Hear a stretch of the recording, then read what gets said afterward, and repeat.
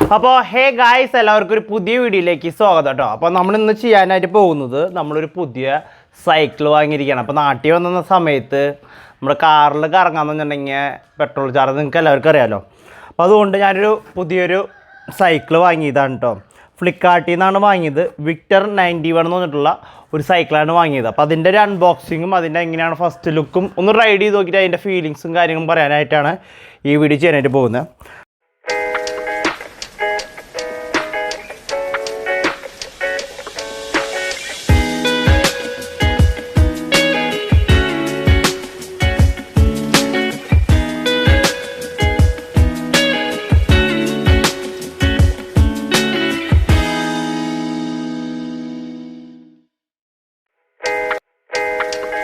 നമുക്ക് കിട്ടിയ ബോക്സ് ഇതാണ്. നമുക്ക് വേഗം തന്നെ കട്ട് ചെയ്യാം. എൻ്റെ ഉള്ളിൽ ഫ്രണ്ട് ടയർ നമ്മൾ ഫിറ്റ് ചെയ്യേണ്ട വരുന്നതാണ്. ഞാൻ ഓൾറെഡി ഒരു വീഡിയോ കണ്ടിട്ടുണ്ടായിരുന്നത് എങ്ങനെ ചെയ്യേണ്ടതെന്നുള്ളത്. അതനുസരിച്ചിട്ടാണ് നമ്മൾ ചെയ്യാനായിട്ട് പോകുന്നത്. ഇതിൻ്റെ ഉള്ളിൽ തന്നെ അലങ്കിയും കാര്യങ്ങളൊക്കെ ഉണ്ടെന്നാണ് കാണിച്ചിട്ടുള്ളത്. അതനുസരിച്ച് നമ്മൾ ഫിറ്റ് ചെയ്യാനായിട്ട് പോകുന്നത് കേട്ടോ. അപ്പോൾ ഞാൻ കുറേ നോക്കി. അപ്പോൾ MTV ബൈക്ക് ഞാൻ ഫസ്റ്റ് നോക്കിയത്. അപ്പോൾ MTV ബൈക്ക് എടുത്തു കഴിഞ്ഞിട്ടുണ്ടെങ്കിൽ ചവിട്ടാൻ ഭയങ്കര ബുദ്ധിമുട്ടാണെന്ന് എഴുതിയിട്ടുണ്ട്. അതുകൊണ്ട് തന്നെ നമ്മൾ MTV ബൈക്ക് എടുത്തില്ല. നമ്മൾ ഹൈബ്രിഡ് ബൈക്കാണ് എടുത്തത്, ഹൈബ്രിഡ് സൈക്കിൾ. അപ്പോൾ ഇതാണ് ഫസ്റ്റ് ലുക്കിൽ. ഇതിൽ പറഞ്ഞ മാതിരി തന്നെ ലൈറ്റ് വെയിറ്റ് ആണ് കേട്ടോ സാധനം. ഭയങ്കര ലൈറ്റ് വെയിറ്റ് ആണ്. പണ്ടത്തെ സൈക്കിളിൻ്റെ മാതിരിയല്ല, ഇപ്പോൾ ഭയങ്കര ലൈറ്റ് വെയിറ്റ് സൈക്കിളാണ് വരുന്നത്. അപ്പോൾ ഇങ്ങനെയാണ് കിട്ടിയിരിക്കുന്നത്. ഇനി നമുക്ക് ഇതിൻ്റെ ഉള്ളിൽ ഒരു ബോക്സും കൂടി കിട്ടിയിട്ടുണ്ട്. തിരിച്ചു വയ്ക്കാം. അപ്പോൾ അത്രയും കൂടി നിൽക്കും തോന്നണം.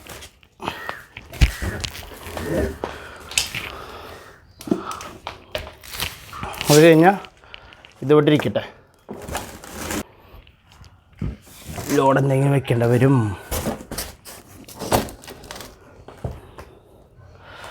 ഓക്കെ, ഇനി അടുത്തായിട്ട് നമുക്കിത് കട്ട് ചെയ്യാം. ഇതൊക്കെ ഒന്ന് സെപ്പറേറ്റ് ചെയ്യേണ്ടതായിട്ടുണ്ട്. കത്രിക അവിടെ.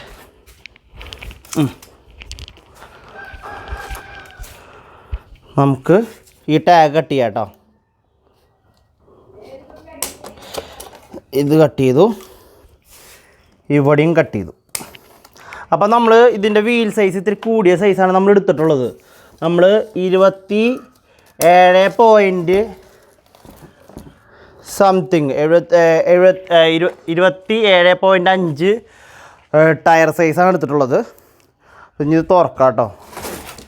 കാര്യങ്ങളൊക്കെ നോക്കി പഠിക്കേണ്ടതായിട്ടുണ്ട്. അടിയിലും കൂടി ഒരു ടാഗ് ഉണ്ട്. അതാണ് ഞാൻ വിചാരിച്ചത് എന്താ പോരാത്തതെന്ന്. ഓക്കെ ഓക്കെ, ഇതുകൊണ്ടും കട്ട് ചെയ്ത് കഴിഞ്ഞാൽ ടാഗ് സെപ്പറേറ്റ് ആകും. ഇനിയെല്ലാം ചെയ്യുന്നത് ഞാൻ കുറച്ച് ഫാസ്റ്റായിട്ടാണ് കാണിക്കുന്നത് കേട്ടോ. ഭയങ്കര സ്ലോ ആയിട്ട് കാണിച്ചു കഴിഞ്ഞാൽ വീഡിയോ കുറേ ലെങ്തി ആയിട്ട് പോകും. അപ്പോൾ നമുക്ക് ഫുൾ ടാഗ് ടൈറ്റ് ചെയ്തിട്ടാണ് വന്നിട്ടുള്ളത്.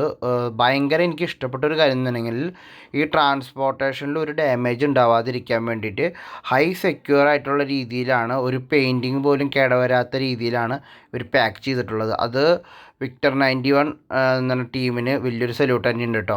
ആ വെച്ച് പെയിൻ്റൊക്കെ പോകാനുള്ള ചാൻസസ് ഉണ്ട്. ഒരു പെയിൻറ്റ് പോലും പോയിട്ടുണ്ടായിരുന്നില്ല. ഇനി നമ്മൾ ചെയ്യാനായിട്ട് പോകുന്നത് ഫസ്റ്റ് ടയർ ഫിക്സ് ചെയ്യാനാണ്. അപ്പോൾ നമ്മൾ അതൊന്ന് തലകീഴായി വെച്ചതിന് ശേഷം നമുക്ക് ടയർ ഫിക്സ് ചെയ്യാം. വളരെ സിമ്പിളാണ്. ആ ബ്രേക്ക് ഉണ്ടല്ലോ, ബ്രേക്കിൻ്റെ സൈഡൊന്ന് ചെറുതായിട്ടൊന്ന് ലൂസ് ചെയ്യണം. എന്നാൽ മാത്രമാണ് നമ്മുടെ ടയറൊന്ന് ഉള്ളിലേക്ക് കയറുള്ളൂ. അതിനുശേഷം നമ്മുടെ ടയർ എടുത്ത് നമ്മൾ ജസ്റ്റ് അതിൻ്റെ ഉള്ളിലേക്ക് വയ്ക്കുക. അതിൻ്റെ ഒപ്പം 2 നട്ട്സ് നമുക്ക് അതിൻ്റെ ഒപ്പം തന്നെ കിട്ടിയിട്ടുണ്ട്. ആ 2 നട്ട്സ് അതിൻ്റെ ഉള്ളിൽ ആഡ് ചെയ്തതിന് ശേഷം നമുക്ക് ജസ്റ്റ് ഒന്ന് ടൈറ്റ് ചെയ്ത്, അതിൽ ലോക്ക് സിസ്റ്റം ഉണ്ട്. ജസ്റ്റ് ആയിട്ടൊരു നട്ടിൻ്റെ ഒപ്പം തന്നെ അതിൻ്റെ ഒപ്പം തന്നെ ഒരു വാഷർ വരുന്നുണ്ട്. വാഷർ ഓൾറെഡി അതിൻ്റെ ഉള്ളൊരു ലോക്ക് ചെയ്യാനുള്ള സെറ്റപ്പ് ഉണ്ട്. വളരെ സിമ്പിളാണ്, നിങ്ങൾക്ക് കണ്ടാൽ തന്നെ മനസ്സിലാവും. ജസ്റ്റ് ഒന്ന് ടൈറ്റ് ചെയ്ത് കൊടുക്കുക. ടൈറ്റ് ചെയ്യാനുള്ള സാധനം നമ്മുടെ ബോക്സിൻ്റെ ഒപ്പം തന്നെ ഒരു ബോക്സ് ഒന്നുമില്ലേ, അതിൻ്റെ ഉള്ളുണ്ട്. അത് വെച്ച് നമ്മൾ സിമ്പിളായിട്ട് ടൈറ്റ് ചെയ്യാം. അപ്പോൾ നിങ്ങൾ നോക്കേണ്ട വരുന്നുണ്ടെങ്കിൽ കറക്റ്റ് ടൈറ്റ് ആയിരിക്കണം കേട്ടോ.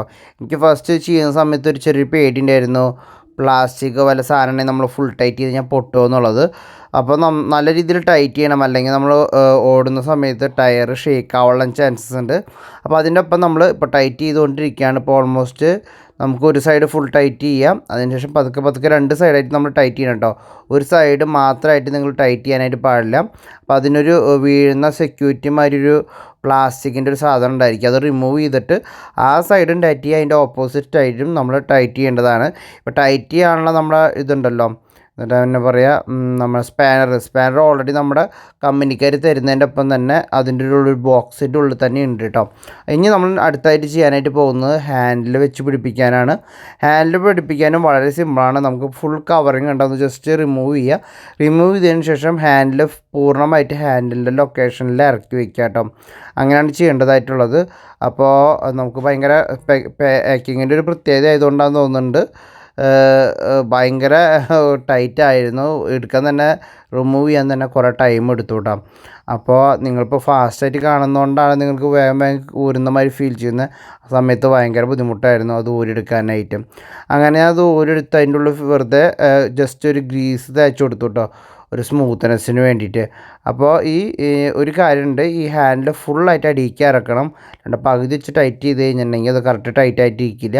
അപ്പോൾ അതിൻ്റെ മേലെ നമുക്ക് ടൈറ്റ് ചെയ്യാനുള്ള നട്ടുണ്ട്. ആ നട്ടിനെക്കൂടെ ജസ്റ്റ് ഒന്ന് ഇറക്കി വെച്ചിട്ട് ഒന്ന് ടൈറ്റ് ചെയ്ത് കൊടുത്താൽ മതി. അവിടെയും ടൈറ്റ് ചെയ്യണം. അതോടൊപ്പം തന്നെ ഹാൻഡിലിൻ്റെ സെൻറ്ററിലാണെന്ന് നോക്കിയതിന് ശേഷം നിങ്ങൾക്ക് ഹാൻഡിലിൻ്റെ മൂവ്മെൻറ്റ് ടൈറ്റ് ചെയ്യാനുള്ള ഒരു ഓപ്ഷൻ കൂടി അവൈലബിൾ ആണ്.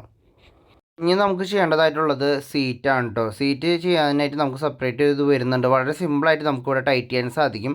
നമ്മൾ സീറ്റിൻ്റെ ഇതൊന്ന് ഇറക്കി വെച്ചതിന് ശേഷം ഇവിടെ ജസ്റ്റ് ഒന്ന് തിരിച്ച് കഴിഞ്ഞിട്ടുണ്ടെങ്കിൽ അവിടെ വെച്ച് ടൈറ്റ് ആവും. ഒരു കാര്യം കേട്ടോ, എനിക്ക് പറ്റിയൊരു വലിയൊരു അബദ്ധം എന്ന് വേണമെങ്കിൽ സാധിക്കുക. ഞാൻ ഫുൾ ടൈറ്റ് ചെയ്യാണ്ട് ലൂസ് ചെയ്ത വശം തന്നെ അതിൻ്റെ ഉള്ളിലേക്ക് ആ റോഡ് ഉള്ളിലേക്ക് ഇറങ്ങിപ്പോയി. അപ്പോൾ ഞാൻ ഇനി അടുത്തായിട്ട് ചെയ്യാൻ പോണത് അത് കിട്ടില്ല എന്നൊരു ഉറപ്പായിട്ടോ. ഇപ്പം ഇനി ചെയ്യാനായിട്ട് പോകുന്നൊരു കമ്പി വളച്ചിട്ട് ആ ഗ്യാപ്പിൽ കൊണ്ട് വലിക്കണം.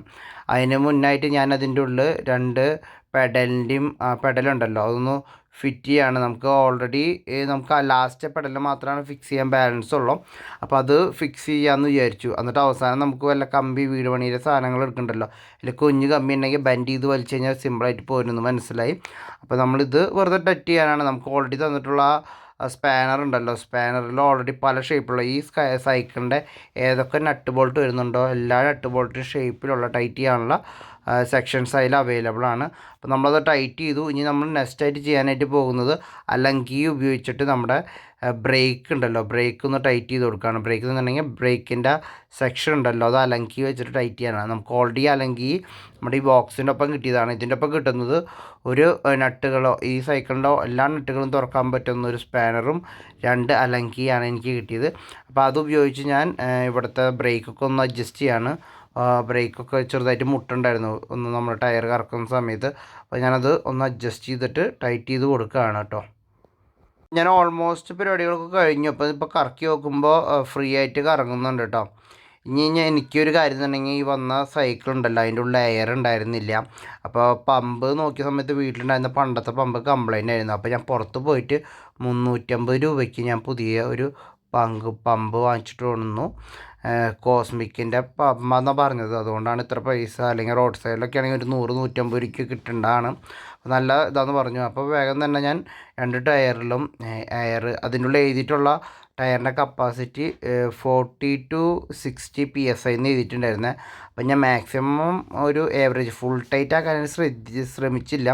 എപ്പോഴും പറയുന്നത് ഫുൾ ടൈറ്റ് ആയി കഴിഞ്ഞിട്ടുണ്ടെങ്കിൽ വളരെ സ്മൂത്തായിട്ട് പോകുന്ന, ഇൻ കേസ് നമ്മൾ പുതിയതായതുകൊണ്ട് ടെൻഷൻ ഉണ്ടായിരുന്നു. അതുകൊണ്ട് നമ്മളൊരു 90% മാത്രമാണെങ്കിൽ 85ൻ്റെ ഇടയിൽ മാത്രമാണ് ഫില്ല് ചെയ്ത് ഒരു ചെറിയൊരു ലൂസ് ഫീൽ ചെയ്യുന്നുണ്ടായിരുന്നു. ഒന്നാമത് ഞാൻ ഫുൾ ടൈറ്റ് ഒരു പേടിയുണ്ടല്ലോ, നമ്മൾ ഓൺലൈനിൽ വാങ്ങിച്ചാണല്ലോ. ഇനി ഞാൻ ജസ്റ്റ് ഒന്ന് ഇത് റൗണ്ട് ചെയ്തിട്ട് പറയാം. അപ്പോൾ ഈ സൈക്കിൾ എനിക്ക് യൂസ് ചെയ്യുന്ന സമയത്ത് വലിയ മോഡിഫിക്കേഷനുള്ള ഹെവി സെറ്റപ്പ് ഒന്നുമല്ല, വളരെ സ്മൂത്തായിട്ട് നമുക്ക് ചവിട്ടാൻ സാധിക്കുന്നതാണ് കേട്ടോ. ബട്ട് ഇതിൻ്റെ ഒരു ബ്രേക്കിൻ്റെയും ട്യൂണിംഗ് ഒന്നും ആവശ്യമായിരുന്നു. അടുത്തുള്ള സൈക്കിളിൻ്റെ ഷോപ്പിൽ പോയിട്ട് നമ്മൾ ഇതിൻ്റെ ട്യൂണിങ്ങൊക്കെ കറക്റ്റാക്കിയിട്ട് ഇപ്പോൾ ചവിട്ടാനായിട്ട് സാധിക്കുന്നുണ്ട്. പിന്നെ ഈ വന്നിട്ടുള്ള വിക്ടർ 91 എന്ന് പറയുന്ന ഈ സൈക്കിളിൻ്റെ മോഡലിൻ്റെ പ്രൈസ് നമുക്ക് 6200 വന്നിട്ടുണ്ടായിരുന്നത്.